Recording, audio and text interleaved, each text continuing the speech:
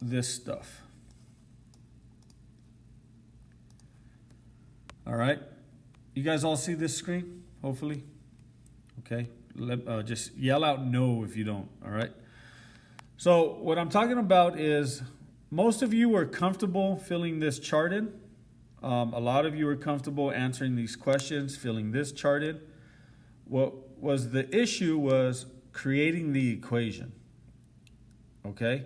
So I want to show you how to create the equation, and we're going to start off with Carlos, all right? So if you look here, Carlos is the red equation, okay? And I'm going to ignore the blue equation for now. So if you can, try to ignore the blue equation. But we're going to focus in on the red equation, or the red line, okay? And what you'll notice is Carlos' graph is actually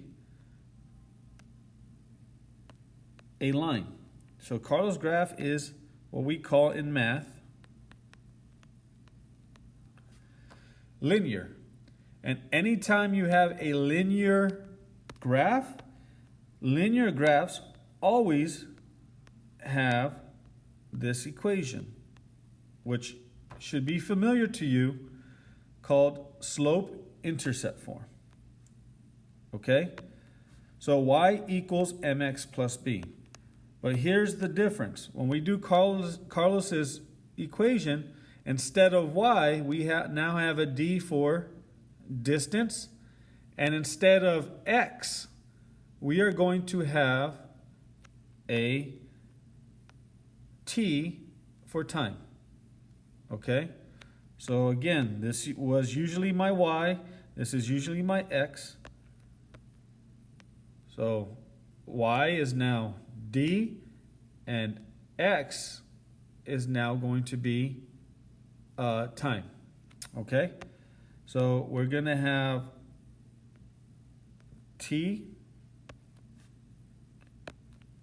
okay? And I'm going to make it look like d equals mt plus b. All right? What we're trying to make it look like is this. Let me erase Carlos's name for some room. We're trying to make it look like this. Y equals mx plus b. Okay? And all we did was replace the x with the t, because we're using time for x. And we replaced the y with a d, because we're using distance for y. Okay? So our job now, and this is essentially Im3 stuff, our job is to find the m value and the b value. So that means we have to know what m and b stand for. If you recall, b is your y-intercept, and m is your slope. And this is all from Im3. Okay? So, looking at the red equation, we want to find the y-intercept. So if you look, the y-intercept is, where does my red equation touch the y-axis? Well, it touches it at 100. So my y-intercept is 100. So y-intercept is 100. So that, in other words, b is equal to 100. All right? So now I have found my b value. It is 100. So I'm going to replace the b with 100. All right? Now the only other thing I have to find is my m value, my slope. So how do I find the slope? If you have a graph, it's pretty easy. Remember, m is rise over run. So what I'm going to do is, looking at my graph, I'm going to pick two dots or 2 points on my graph, and I'm going to figure out the rise and the run. So the first dot I'm going to pick is this one, because it's fairly simple. It's right there at 100. So let's put a Big red dot here. The next dot on the red graph is I want to pick a dot that's actually on what is called a lattice point, a corner of our graph. So I want to pick this dot right here. Okay? And all I'm going to do is I'm going to figure out the rise and run from this dot to this dot. So in other words, the rise is from this dot to this dot. How far do I go up or down? So if you're looking from this dot to this dot, I have to go up. Okay? So if I go up, how much am I going up by? So if my rise is going to be, I'm going up by 100. So that means my rise is positive 100. My run is, if I go up, how many times do I have to go over to get to this dot? This is my run. So since I'm moving to the right, 1, 2, 3, I'm jumping 3 times, but what does that mean? I'm actually jumping by 5s. So it's 5, 10, 15. So I'm jumping to the right 15, and it's positive because I'm going to the right. That is my run. And then I can reduce this. Okay? 100 over 15, they both can be divided by 5. So 100 divided by 5, so I'm just simplifying this fraction. 100 divided by 5 gives me 20. 15 divided by 5 gives me 3. So in other words, this is my m value, my slope. So I'm going to plug it in for m here.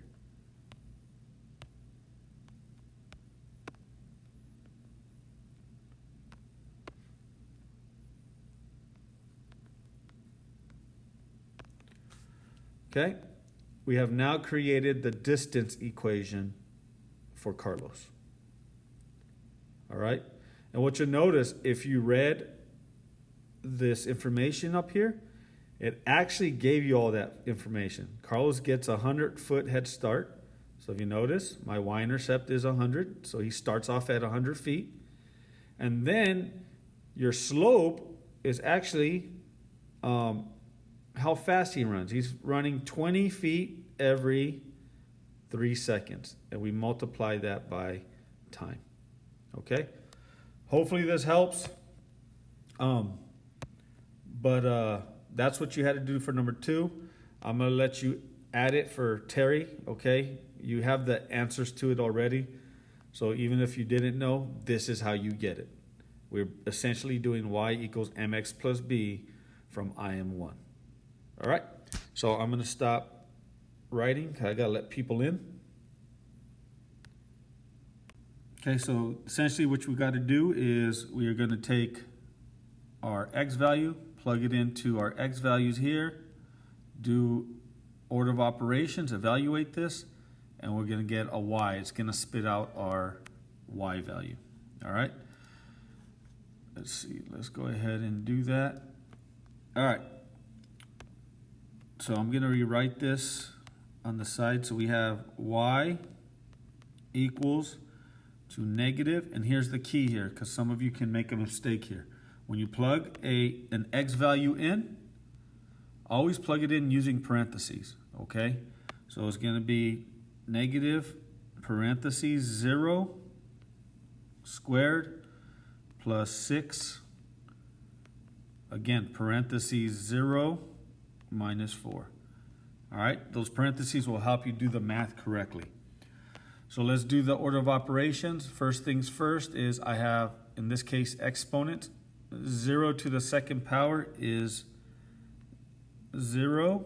Parentheses now go away because I'm going to bring in the negative here. So I'm timesing by a -1, which is, we just put it here. And now we could do this multiplication. Positive 6 times 0 is positive 0. And then we bring down the -4. So essentially, -0 plus 0, this is all just 0, and then we're left with -4 as my answer. So the first point I'm going to plot is 0, -4. Okay, now we go ahead and do the same thing for 1. So we'll just do the math here. Y equals negative, parentheses 1 squared, plus 6, parentheses 1, minus 4. All right, so here's why we use parentheses, especially for this problem. Some of you will do -1 to the second power, which actually gives you +1. But you cannot do this. You have to do exponents first. So it's actually +1 to the second power is actually +1. And now we bring in the negative. All right, if you did it the other way, you ended up with a +1 there, which would be mathematically incorrect. We can now do 6 times 1, which is +6, minus 4. Okay, and now we could just do adding and subtracting. -1, +6, this is going to give me +5, minus 4, and that gives me +1. So our next dot is going to be 1, 1.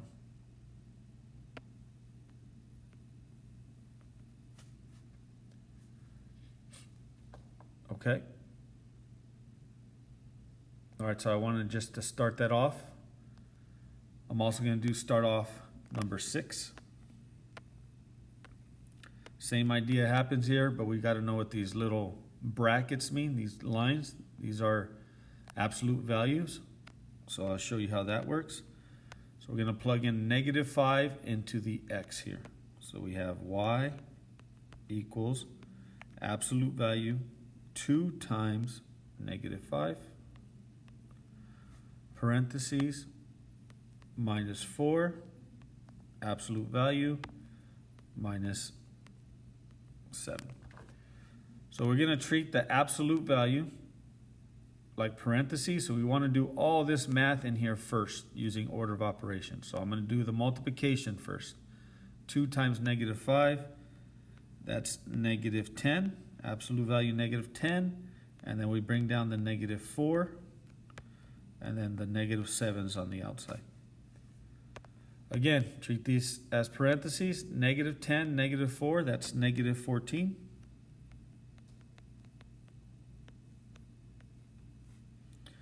Minus 7.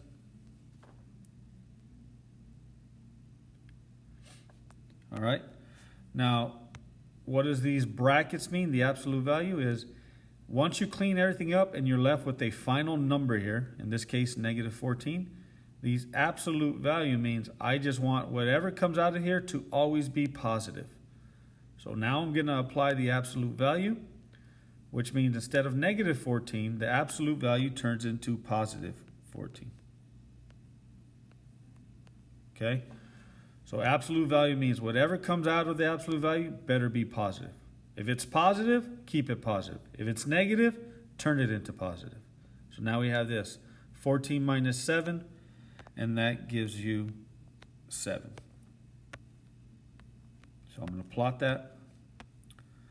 -5, 7.